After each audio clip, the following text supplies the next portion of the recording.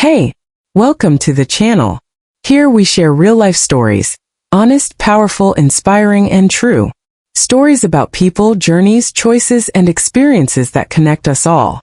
This channel is a space for real emotions, relatable moments, and authentic conversations. No filters, no masks.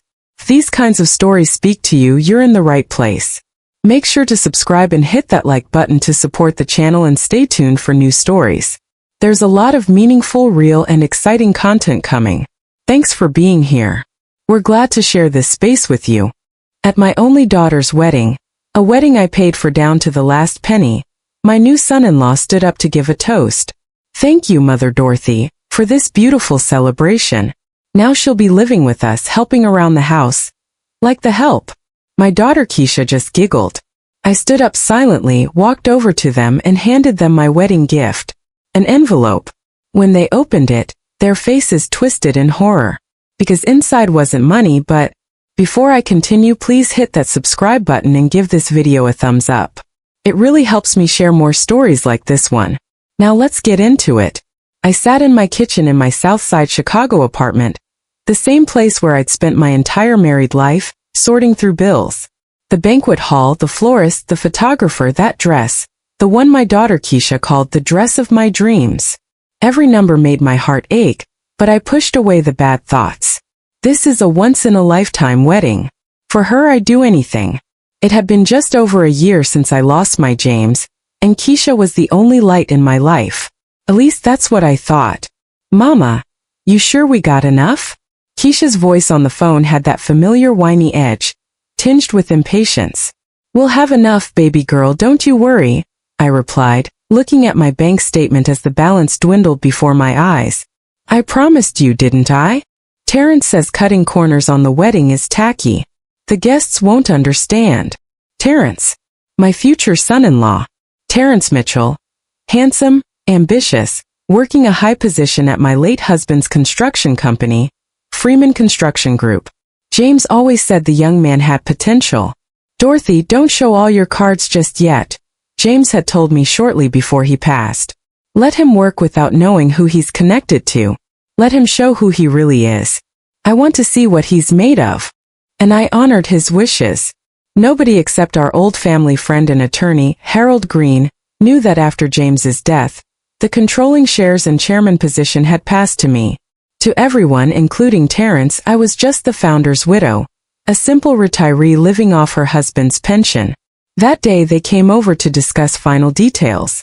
Terrence, as always, in a perfectly pressed shirt, wearing expensive cologne. Keisha was glowing with anticipation.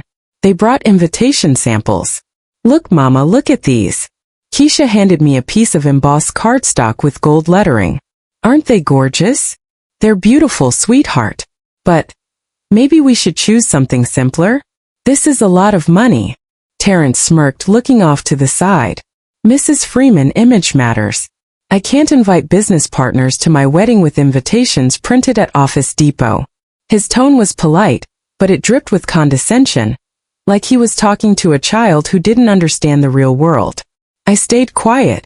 And Mama, about your outfit, Keisha suddenly said, taking a sip of water.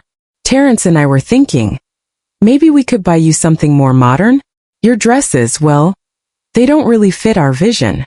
Don't fit your vision? I repeated quietly, feeling ice form in my chest. My dresses, the ones I'd always chosen with such care, the ones James loved. Yeah. Terrence jumped in, not even looking at me. We're going for an upscale vibe, strict dress code.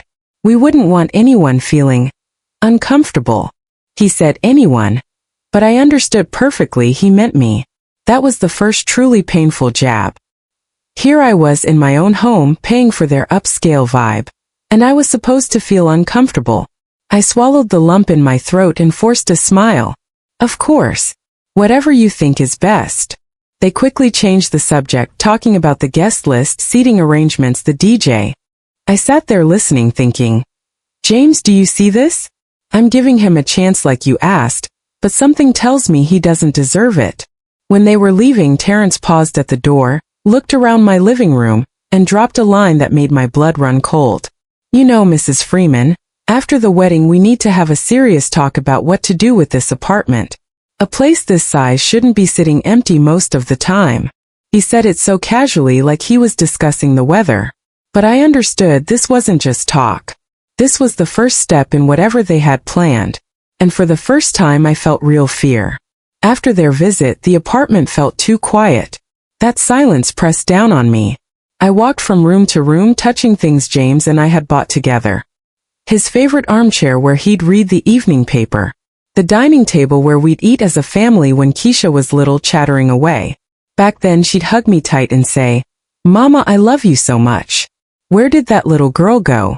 The next day, I went to the bank and paid another bill from the wedding planner. The amount made my head spin. Floral arrangements, live flower decorations for the hall. I imagined all those thousands of dollars. Money James and I had saved our whole lives, turning into wilted bouquets in a couple of days. The young teller at the bank looked at me sympathetically. "Wedding?" she asked. "Yes, my daughters," I nodded. "Best wishes to the happy couple," she said automatically. And I thought, what happiness? Built on money from a mother they've already written off. That evening Keisha called. "Hey Mama, listen, Terrence and I were talking about the honeymoon. We decided on the Maldives. It's so beautiful there, you can't even imagine." She spoke with such excitement, breathless, like she was sharing the greatest joy. "That's very expensive, baby," I said carefully. "Mama, please. You only live once. Terrence says his position requires an appropriate vacation. We can't go to Cancun like everybody else." Her words cut deep. Terrence's position. That position he had because of the company my husband built. A position he talked about like he'd earned it all on his own. "What about money?" I asked directly. "We barely have anything left in the accounts." Silence on the other end. Then Keisha sighed with such irritation it physically hurt. "Mama, I don't want to talk about money right now. I'm calling to share good news and you're on this again. Look, I gotta go." And she hung up. I sat there holding the phone, feeling like I'd been dunked in ice water. I wasn't a mother to share joy with. I was an ATM that was starting to ask inconvenient questions. The breaking point came at the bridal salon. It was one of those fancy places where they serve champagne at the door and consultants speak in hushed, reverent tones. Keisha fluttered between racks dripping with lace and silk while I sat on a small velvet settee feeling completely out of place. After 90 minutes of trying on dresses, she finally emerged in the one.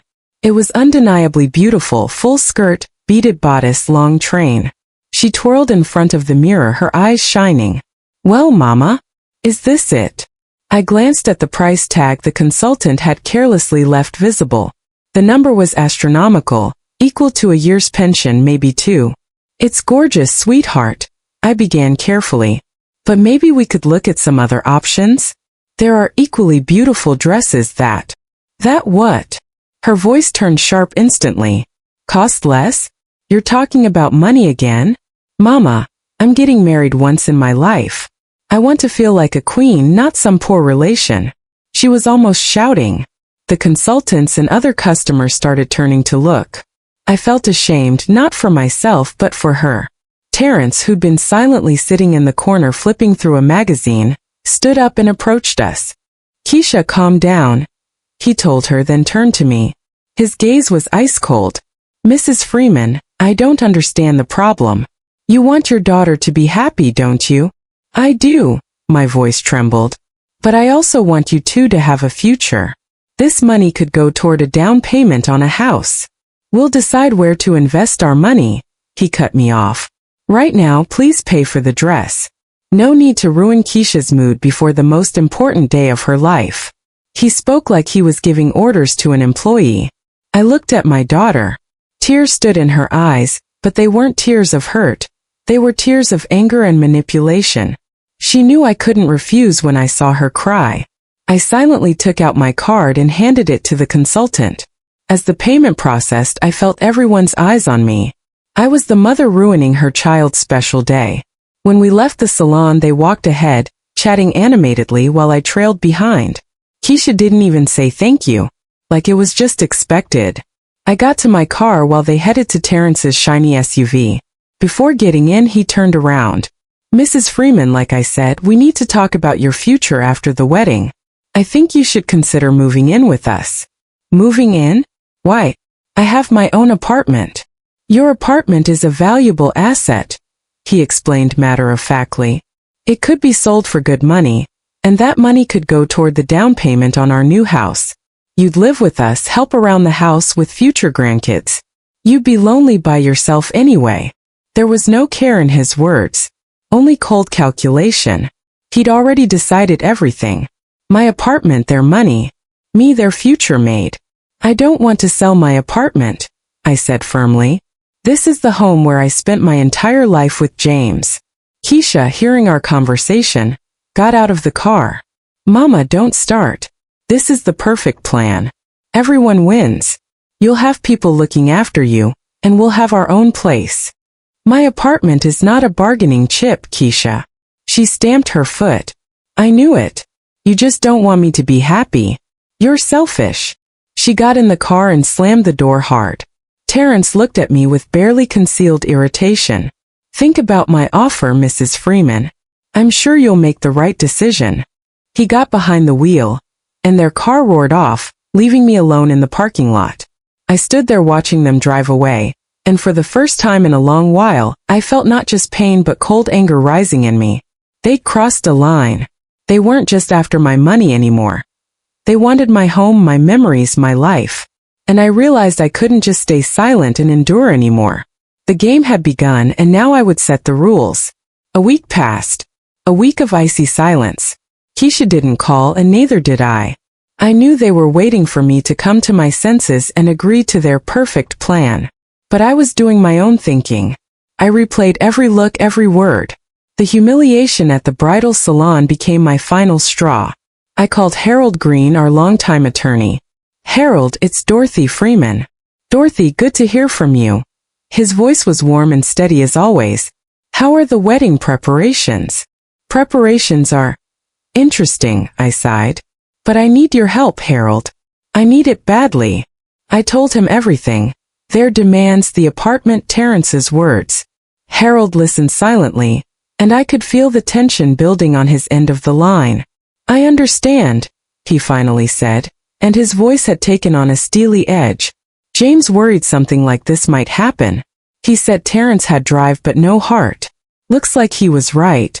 What do you want to do, Dorothy? I want to protect myself and James's legacy, I answered firmly. And I want them to learn a lesson. All right then, listen carefully. No verbal agreements, no promises. All financial transactions go through me only. And gather all your documents, the apartment deed, the stock certificates. It's time to play our cards. After that conversation, I felt lighter. I wasn't alone anymore. I had a plan and I had support. Exactly 1 week before the wedding, they showed up, unannounced. It was evening, and I was watering my plants. They walked in like they owned the place. Mama, we need to talk, Keisha announced from the doorway. Come in. I gestured toward the living room. They sat on the couch. Terrence casually crossed his legs. Keisha clasped her hands together. We've discussed the situation, Terrence began in the tone of a boss at a board meeting. And we've concluded that selling your apartment is the most optimal solution for everyone. I've already told you, I'm not selling my apartment, I replied calmly. Mama, don't be stubborn, Keisha snapped. This is foolish. Why do you need all this space by yourself? The utilities, the property taxes. You can barely make ends meet as it is. What makes you think that? She faltered. Well, you're retired. You don't have any other income. You don't know your mother as well as you think, Keisha. Terrence tried a different approach. He leaned forward, putting on a show of concern. Mrs. Freeman, please understand, we're worried about you. You'll be living with us in a beautiful big house. We'll hire help for you if needed. You won't have to worry about anything. Thank you for your concern, Terrence, I said with a bitter smile. But I'll take care of myself. Besides, I have my summer place. A lovely little house where I spend my summers. They exchanged glances. Actually, about that place, Keisha jumped in. We've been thinking you should sell that too. Why do you need it? It's just work and upkeep. And the money would really help us with renovations on the new house. That was too much. The summer house was sacred ground. James had built it with his own hands. Every tree, every bush had been planted by us together. The summer house? I stood up, feeling blood rush to my face. You want me to sell the memory of your father and grandfather? Mama, don't be so dramatic, Keisha exclaimed. What memory? It's just an old house with a yard. To you it's an old house. To me it's my life, my voice rang out. I will not sell the apartment or the summer house. This is not up for discussion. It was the first time in many years I'd spoken to them in that tone. They were stunned. Keisha's face flushed with red splotches. Terrence frowned. I don't understand what your problem is, Keisha shouted, jumping up. We're offering you perfect conditions, and you're being difficult. You just don't want me to be happy. You're jealous of me. Jealous? I laughed, but it was a bitter laugh. Of what, baby? Your greed? Your indifference? That's enough. Terrence barked, also standing. I won't let you talk to my wife like that. And you seem to have forgotten who makes the decisions in this family now. You've forgotten Terrence, whose money you're living on and whose company employs you, I replied coldly. He froze. His face contorted. He wanted to say something, but I cut him off. This conversation is over. The wedding will happen as planned because I gave my word. But that's where my financial help ends. And remember this. Not 1 cent more than what's already been paid will you get from me. Now please leave my home. Keisha burst into tears and ran to the door. I hate you. You've ruined everything, she screamed from the stairwell. Terrence shot me a look full of hatred and left after her. I closed the door behind them and leaned against it. My hands were shaking, my heart pounding. But through all the horror, I felt a strange relief. I'd fought back. I'd stood up for myself. War had been declared, and I was ready for it. After that fight, the house fell into silence. But this wasn't the oppressive silence of waiting. It was the silence before a storm. They didn't call, and I was glad for it. I needed time to collect myself and prepare. I knew they wouldn't give up so easily. Their plan to seize my assets was too important to them. I met with Harold Green at his office, an old building in downtown Chicago with high ceilings and the smell of old books and leather. He greeted me at the door with a fatherly hug. Holding up, Dorothy? Holding up, Harold. What choice do I have? We sat at his massive oak desk. I laid out all my documents in front of him, the apartment and summer house deeds, bank statements, and most importantly, the documents confirming my ownership of Freeman Construction Group. Harold studied everything carefully, arranging papers into neat stacks. Everything's in perfect order, he said. You're fully protected. But they might try something underhanded. Like what? They might try to have you declared incompetent, he said bluntly. Your age, the recent loss of your husband. They could hire doctors, gather testimony from neighbors. It's dirty, but it's a common tactic. My insides went cold. Could Keisha really do something like that? Keisha might not. But her husband definitely would. Based on what you've told me, he'll do anything for money and status. That's why we need to act preemptively. He handed me several papers. Here's a power of attorney in my name for handling all your affairs. And here's an official notice for Terrence. But we'll send it at just the right moment. What moment? Harold smiled slyly. The moment they least expect it. At the wedding, you'll give them your gift. Until then, your job is to stay calm. Don't react to anything, don't promise anything. Just wait. I went home feeling like I'd grown wings. The fear was gone. All that remained was cold certainty. I wasn't alone, and I was ready to fight. A few days before the wedding, I got a call from an unknown number. Hello, is this Mrs. Dorothy Freeman? Asked a cheerful male voice. Yes, speaking. My name's Brandon. I'm a real estate agent. I'm calling about selling your apartment on South State Street. Your daughter Keisha submitted a request. We could meet to discuss the details. I paused for a moment, gathering my thoughts. So they'd actually done it. Gone behind my back. Young man, I replied in my calmest voice. My daughter must be confused. My apartment is not for sale. But she assured me she had your consent. She lied to you. Good day. I hung up. My hands trembled slightly. It was so underhanded, so low.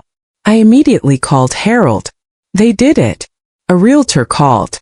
Just as I expected, Harold replied calmly. This actually works in our favor. I'll contact that agency and file an official inquiry. Their attempted fraud will be documented. That's another nail in their coffin, Dorothy. Hang in there. It's almost over. I felt like the heroine of some spy novel. Me, a quiet homemaker, suddenly in the middle of intrigue and schemes. But strangely, I wasn't afraid. The years I'd spent with James, who ran a huge company, had taught me a lot. I knew how to listen, analyze, and wait. And now I was waiting. The wedding day greeted me with cold gray skies. It seemed even nature could feel the fakeness of the coming celebration. I put on a simple but elegant navy dress.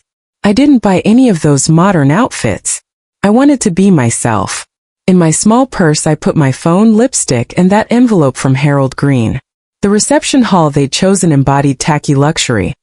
All gold, crystal, ornate molding everywhere. The guests matched, loud, overdressed, with forced smiles. Keisha met me. She looked like an ice queen in that dress, beautiful but cold as a statue. Mama, you came, she said without even smiling. Go ahead, your seat is at table 7. Table 7. The farthest one, right by the kitchen exit. Seated there were some distant relatives from Terrence's side whom I'd never met. I silently walked over and sat down. None of them even acknowledged me. The ceremony was short and soulless. They exchanged vows that sounded like memorized lines. Guests shouted, "Kiss! Kiss!" They kissed. But there wasn't an ounce of warmth in that kiss. Then the reception began. Toast after toast, each more flowery than the last. Everyone praised the perfect couple. The ideal union. 2 halves of one whole. I sat there watching this performance, feeling like a spectator in the last row. At one point the MC announced, "And now the groom would like to say a few words." Terrence stood up, holding a champagne glass. He scanned the room with a victorious look. "Dear friends," he began loudly and confidently, "I want to thank everyone who came to share this happy day with us. Especially, I want to thank my beautiful Keisha for choosing me." He paused, savoring the attention. "And of course, I can't forget to thank my dear mother-in-law, Dorothy Freeman."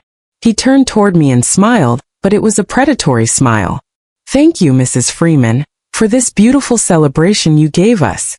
Your generosity knows no bounds." Guests applauded. I sat without moving.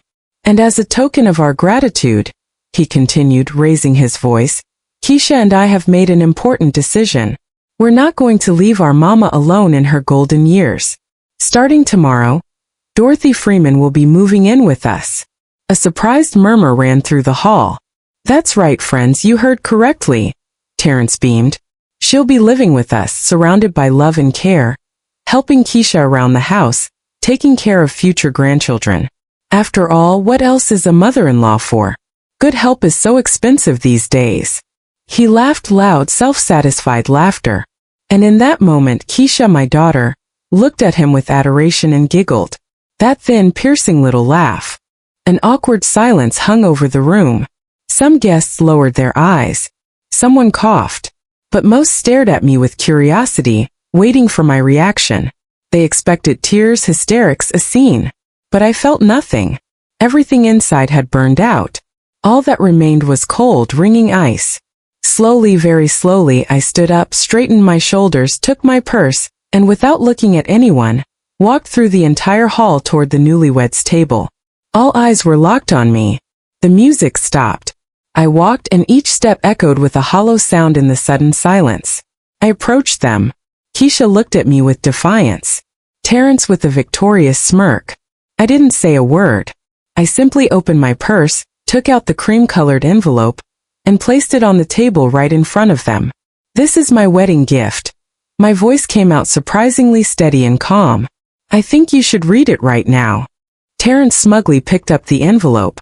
He probably thought it contained car keys or documents for the apartment I'd finally agreed to sell. With a casual air, he opened it. Keisha looked over his shoulder, and I watched their faces change. The smile slid off Terrence's face. His eyes widened in horror. Keisha recoiled, her hand flying to her mouth. Her face went white as a sheet. She looked at me, and in her eyes I saw fear. Real animal fear. And I simply turned around and slowly walked toward the exit, under the gaze of hundreds of stunned guests. I didn't look back.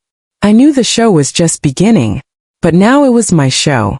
I stepped out of the reception hall into the cool night air. The loud music and buzz of voices stayed behind those heavy wooden doors. I took a deep breath, then another.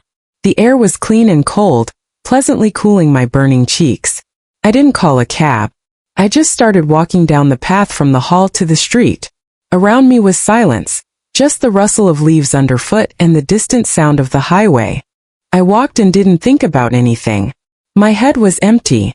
All the emotions, all the pain, all the anger that had been building for months seemed to just shut off. All that remained was a ringing emptiness and a strange, almost physical feeling of lightness. When I got home, I entered my quiet, familiar apartment, took off my shoes, walked into the living room and sat in James's armchair. Only then did the full horror of what happened begin to sink in.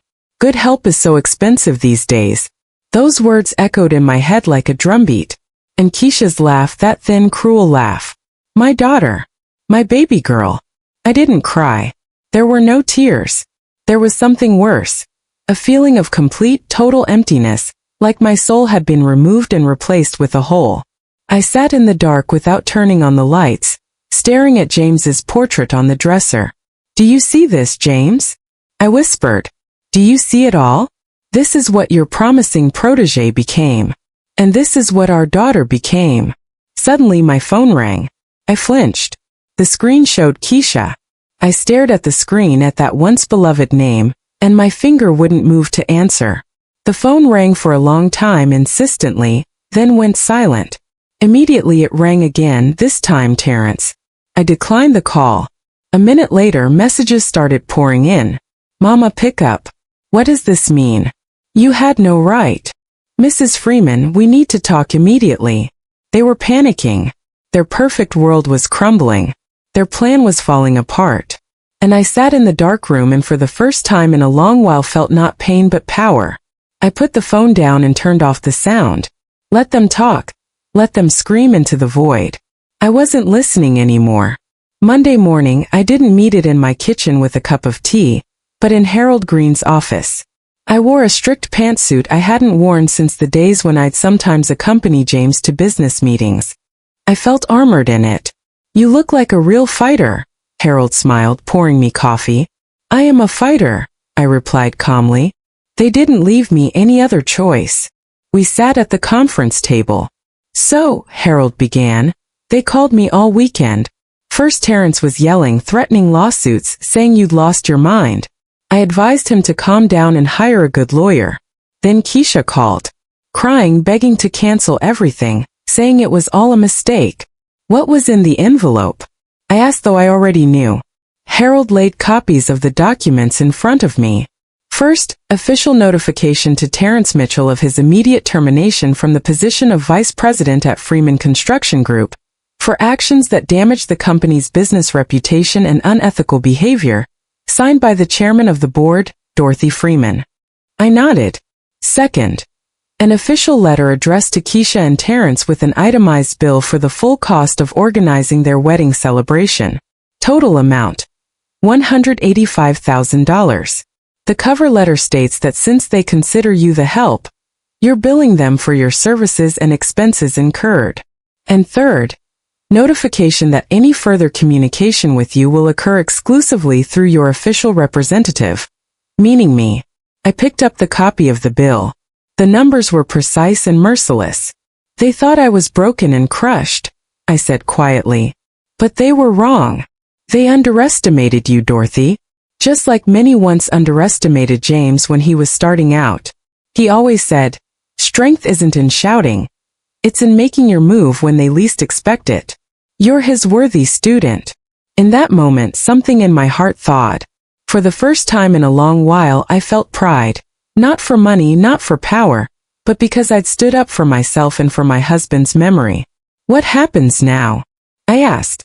Now comes the interesting part. Today at 10 a.m., There's an emergency board of directors meeting. You need to be there and officially assume your position. All board members have been notified. It'll be a shock for them too, but our documents are in perfect order. Terrence is also invited, or rather summoned. He'll show up. Where else can he go? Harold smirked. He still doesn't believe it's real. He thinks it's some clever bluff on your part. Today he's in for a very unpleasant awakening. I arrived at Freeman Construction Group headquarters half an hour early.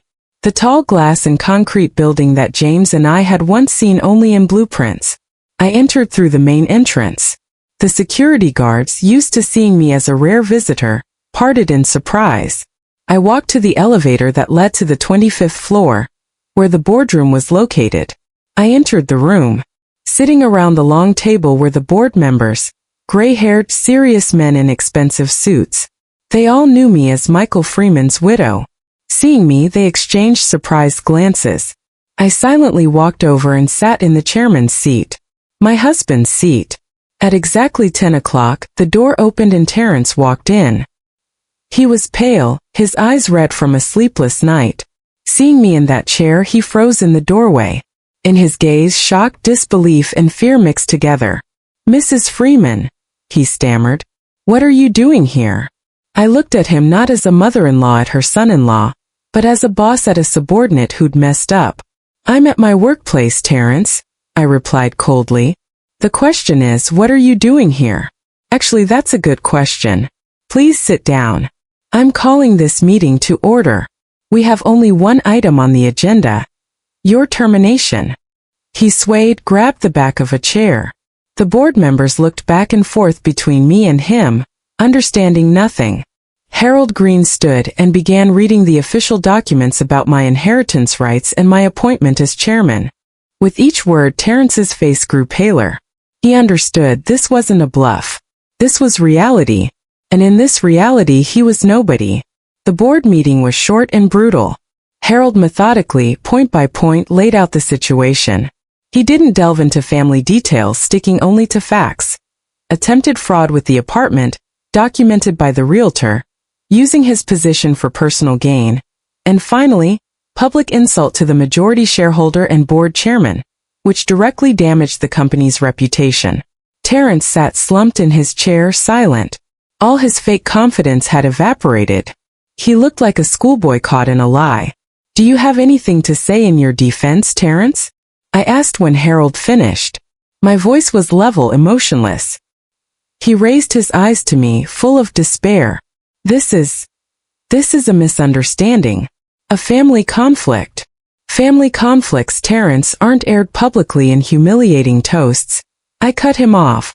And they certainly aren't resolved by trying to seize property from your relatives. You cross the line between personal and professional. You've discredited yourself both as a top manager and as a person. I looked around at the board members. I'm putting to a vote the question of approving the decision to immediately terminate the employment contract with Terrence Mitchell. All in favor. Hands went up one by one. Unanimous. Meeting adjourned. I announced, "Terrence, please turn in your access badge, company phone, and car keys to the head of security. You're free to go." He stood swaying, walked past me without raising his eyes, and left the room. A security guard silently followed him out. When the door closed behind him, silence filled the room. The board members, James's old colleagues, looked at me with newfound respect. "Mrs. Freeman," said one of them, a distinguished gray-haired man named Mr. Jackson, "we're stunned. James would be proud of you." "Thank you, Mr. Jackson," I replied. "Now, gentlemen, let's move on to the company's current business. We have a lot of work to do." Meanwhile, Keisha, suspecting nothing, tried to pay at an upscale boutique with the new credit card she and Terrence had gotten right before the wedding. Imagine her surprise when the transaction was declined. Then again. And again. "Miss, there's something wrong with your terminal," she snapped at the sales associate. "The terminal is fine, ma'am," the woman replied politely. "Perhaps there's an issue with your account." Keisha stormed out of the store, fuming, and called Terrence's number. But his work phone was already disconnected. She tried his personal phone. No answer. Panicking, she drove home to their rented loft apartment, the one they were paying outrageous money for. But outside the building, another surprise waited. The landlord, an older, well-dressed man they'd never actually met since his assistant handled everything. "Keisha, hello," he said. "I'm the owner of this property. Unfortunately, I need to ask you to vacate the premises within 24 hours. "What? Why?" Keisha was stunned. "We paid for the month." "Yes, you did. But your husband is no longer employed by Freeman Construction Group, which served as the guarantor for your lease agreement. According to Clause 7.3, if employment terminates with the guarantor company, the lease is void." Keisha stared at him, not understanding. At that moment, a notification popped up on her phone from the bank. "Your accounts have been frozen pending collection proceedings for debt repayment." Below it was a scan of that very wedding bill I'd given them. She sat right down on the building's front steps. Her world, so beautiful, so glossy, built on other people's money, was collapsing like a house of cards. That evening, I came home exhausted like never before in my life. But it was a good exhaustion. I made myself my favorite tea with bergamot, sat in James's armchair, and put on quiet classical music. Then the doorbell started ringing. Long, insistent, almost hysterical. I looked through the peephole. Standing on my doorstep were both of them, Keisha and Terrence. Keisha was in tears. Terrence looked pale and lost. I didn't open the door. They started pounding, shouting, "Mama, open up! Mrs. Freeman, we need to talk." I turned the music up a little louder. "You can't do this to us. You're my mother," Keisha screamed. I walked to the door. "I was your mother, Keisha," I said quietly, but loud enough for them to hear through the door. "Until the day you laughed at those words about the help. Now I'm your creditor. All questions go to my attorney." I heard Keisha break into sobs. Terrence hissed something angry. Then their footsteps faded away. I returned to the armchair and picked up my tea. Outside, rain was falling. And in my soul, for the first time in a long while, there was peace. Justice isn't revenge. It's simply restoring balance. And today I restored that balance. The next few weeks turned into hell for them. Their names made it into the society pages, but not in the fabulous weddings section. In the scandals section. Someone from the guest list leaked the story about the humiliating toast and the mother-in-law's gift to the press. Articles came out with screaming headlines: "Gold digger son-in-law and ungrateful daughter. How a businesswoman taught her family a lesson." Their friends who'd been drinking champagne at their wedding just days before now avoided them like the plague. Nobody wanted to be associated with such a messy situation. Terrence tried to find work, but his reputation was destroyed. Being fired for those reasons in Chicago's business world is a lifetime stigma. No serious company wanted to hire someone who'd burned bridges so spectacularly. He went to interviews but got polite rejections everywhere. Keisha, accustomed to luxury, found herself completely unprepared for life without money. She had to move out of the loft and into a tiny apartment on the far south side that an old friend lent her out of pity. She tried to get a job, but with no experience and an attitude, nobody would hire her. For someone who'd considered herself high society, the offer she got, retail associate salon receptionist, felt like death. They called me. First with threats, then with pleas. "You've ruined my life," Terrence yelled into the phone. "I'm suing you for defamation." "Go ahead," I replied calmly. "My attorney would be happy to meet you." "Mama, please forgive us," Keisha cried. "We were wrong. We understand now. Drop the charges. Cancel the bill." "The bill isn't charges, Keisha. It's a debt. And it has to be paid back, every last penny." One day they ambushed me outside my building. They looked terrible. Terrence had lost weight, looked haggard wearing some wrinkled tracksuit. Keisha had no makeup, dead eyes in a cheap jacket. "Mrs. Freeman," Terrence began, blocking my path. "Please give me a chance. I'll take any job at the company, even as a janitor. There's no place in my company for people who don't respect their own family," I said firmly. "Mama." Keisha rushed toward me, trying to grab my arm. "Please have mercy on us. We're your family." I stepped back. "Family, Keisha, doesn't humiliate you publicly and doesn't try to take your home. You made your choice at that wedding. They looked at me, and in their eyes wasn't remorse, it was anger and helplessness. They still didn't understand the main thing. They weren't sorry for what they did. They were sorry they got caught. So that's your final answer? Terence croaked. Final. He spat angrily on the pavement. Well, don't think we'll give up that easy. I don't, I replied and walked past them into my building. A week later, Harold Green informed me they'd put all their expensive possessions up for sale. The car, watches, jewelry I'd given them as gifts.